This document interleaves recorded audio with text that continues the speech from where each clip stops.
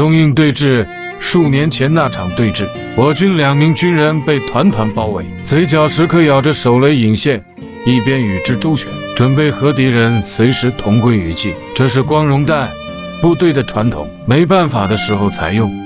这是上等兵，对方人多，团团将他们包围，且准备动武，才把他们逼到这个绝地。这种屈辱，有机会要还回去。巡逻子弹要带足，遇敌情多少，灵活机动，点射和扫射，争取时间，等待救援。这个样子的孩子，时刻准备着为祖国牺牲，他们是英雄。